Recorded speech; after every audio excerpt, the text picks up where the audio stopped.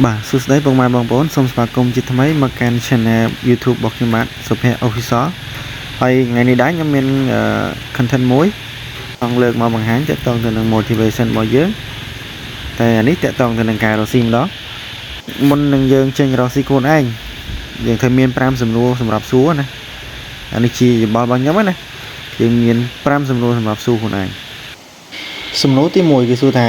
ហេតុអីបានជាយើងចង់រកស៊ីគេធ្វើសួរខ្លួនឯងចឹង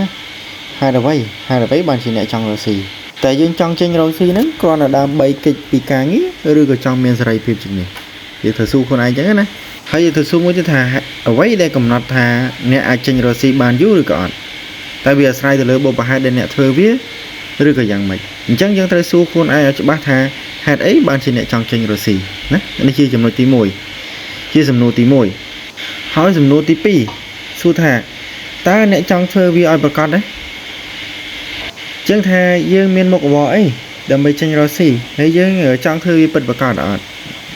នេះគឺជាសំណួរទី2យើងចង់ចូលទៅក្នុងវិស័យអីរកស៊ីអ្វីអតិថិជនរបស់យើងនៅណារកគេដោយវិធីណាប្រមូលលុយមកវិញដោយវិធីណាចឹងយើងត្រូវគិតទាំងអស់នេះគឺជាចំណុចដែលថាយើងត្រូវសួរថាយើងចង់ធ្វើអីឲ្យប្រកប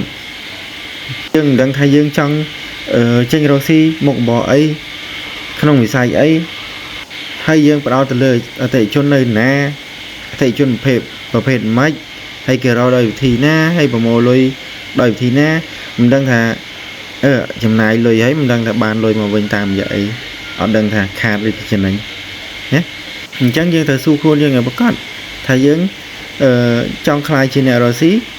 ពិតប្រកបអត់ឬក៏គ្រាន់តែមកចង់ចេញពីការងារឬក៏ចង់មានសេរីភាពពីការងារតែប៉ុណ្្នឹងឯងហើយសំណួរទី3សួរថាតើអ្នកនេះត្រូវការធនធានអ្វីខ្លះដើម្បីធ្វើរឿងមួយនេះនឹងគឺអីគេគឺការចេញរកស៊ីនឹងឯងអ្នក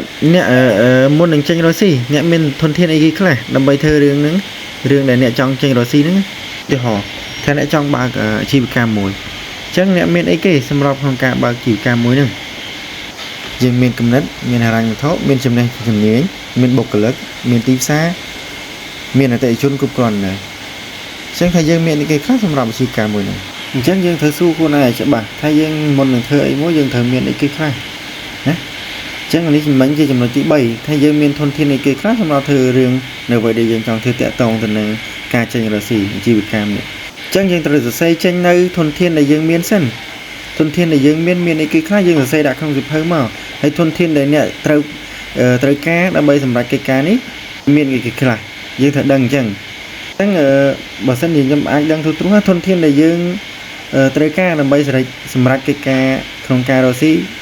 យ៉ាងហោចណាស់គឺយើងជាមានទុនណាអាហ្នឹងជាចាំបាច់ឲ្យយើងត្រូវមានទុនហើយទី2យើងត្រូវមានផលិតផលតែផលិតផលរបស់យើងគឺជាអីគេ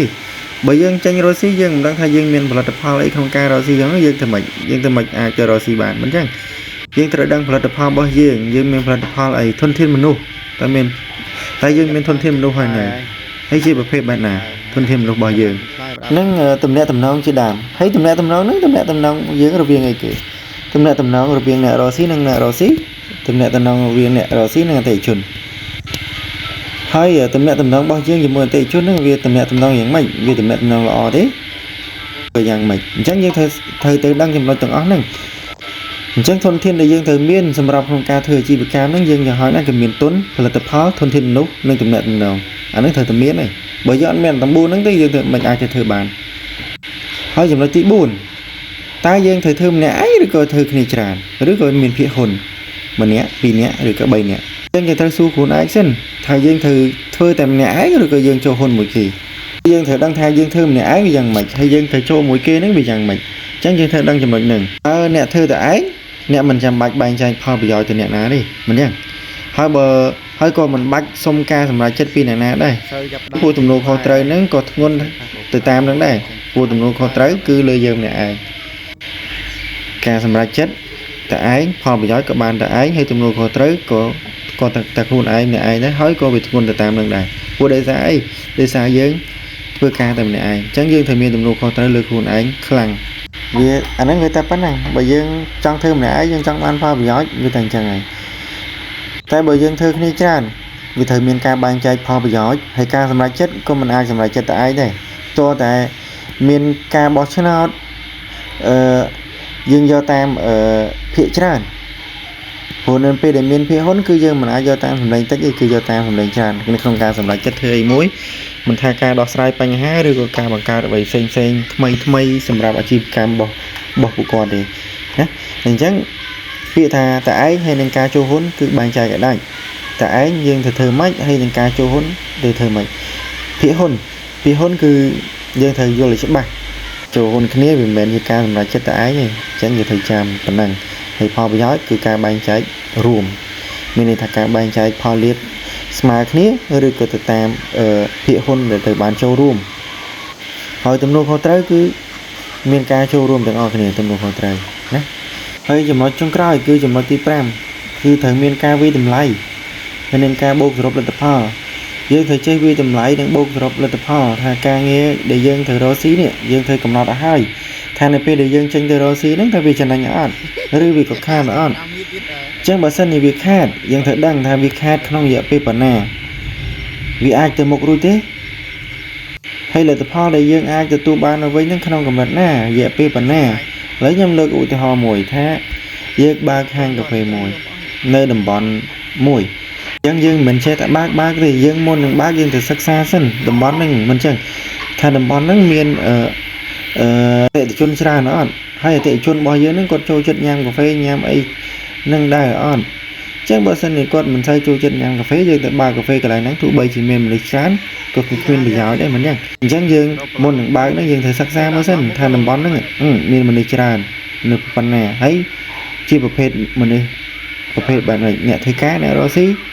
sơ sả lá lạng chẳng thầy chân dương thử đằng thay dương chi bậc cam là dương bạc tây nữa dương sầm đại từ lứa mình nuôiประเภทnè chắc mình nè đó xí nhẹ thấy cá rồi cả sơ sả lá chẳng dương thử focusเลยนั่งbởi dương ở toàn đang thay tầm bón nắng miênประเภทmình nuôi từng on nắng còn trâu chất cà phê hóng dương mình ngạc bạc bàn dương bạc tới vì miền cạc chắc là mình bây giờ thời sắc xa cái dân sắc xaแบบnày cứ dân sắc xa bị từ đó cứ dân sắc xa bị chấm nổ thời gian chấm nổ dân do bị mình nuôi cục nè bạc nè rồi si nè thực ca sơ sả lá cha hơi cực mì đấy mình tốt mau tha ca bạc bao dân nè dân tục cầm miệt bản ácสำหรับkhai thì muối khai thì pì hỏi là tập họ để dương ai chấm đánh vinh là không khai nè khai thì 7 khai thì 4 rồi còn khai to hay dương nâng ai bị bọt vì tam đồng tiền mình chẳng chẳng chấm nói từng óc nữa môn là dương tranh rồi xí dương thời su của anh sân này pram sầm nô đằng đây nhập bàn về hàng lợi đằng sân tây môn là dương tranh rồi xí chẳng là sân chia phục mai bằng phốn chui chất video bao nhóm chẳng xung phục mai bằng phốn chui cho subscribe channel bao nhóm mà nẹt muối nâng follow page Facebook bao nhóm mà nẹt muối phóng hay nâng cho notification ដើម្បីទទួលបាននៅវីដេអូថ្មីៗនៅពេលដែលខ្ញុំអាប់ឡូតឡើងបាទអញ្ចឹងសូមអរគុណសូមជូនពរមកពុកម៉ែបងប្អូនមានសុខភាពល្អ